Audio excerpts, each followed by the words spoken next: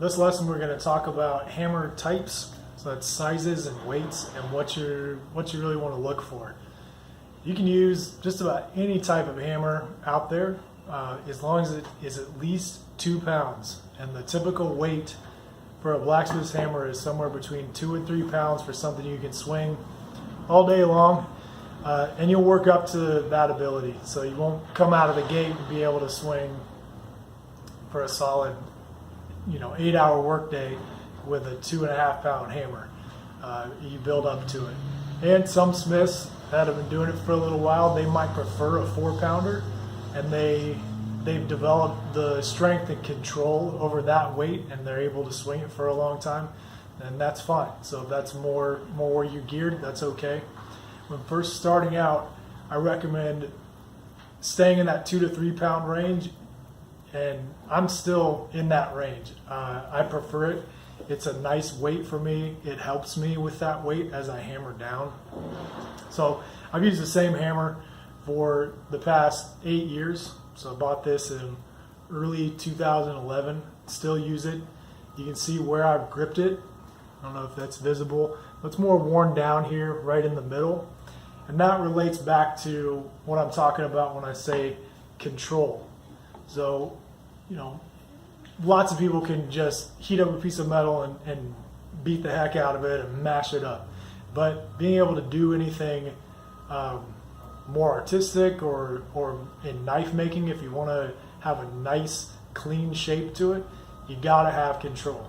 So you gotta have a decent amount of strength, but it's more important in the long run to be able to control your hammer blows as you're going through.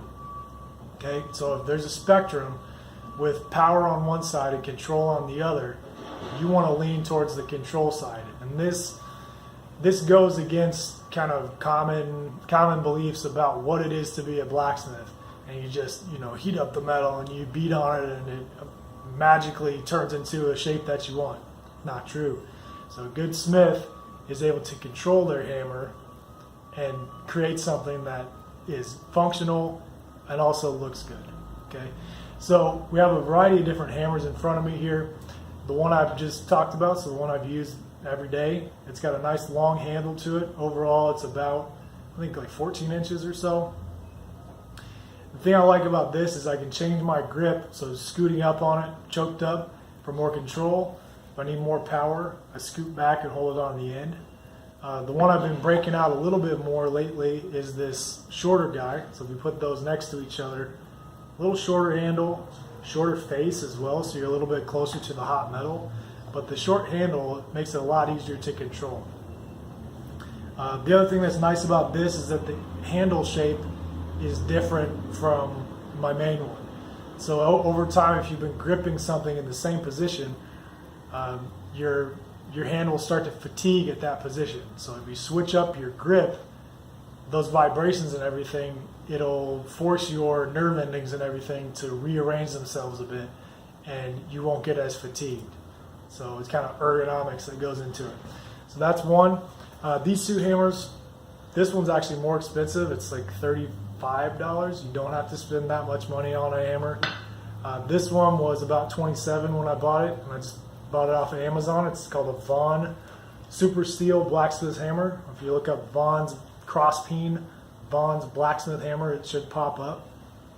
Wooden handle, and I recommend a wooden handle versus a fiberglass.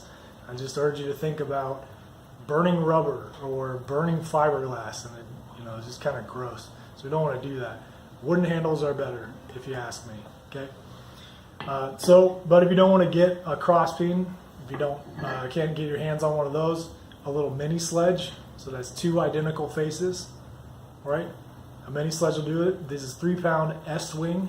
So they're typically known for their carpenter's hammers. They also make little mini sledges. That's a good one. I think this costs $15.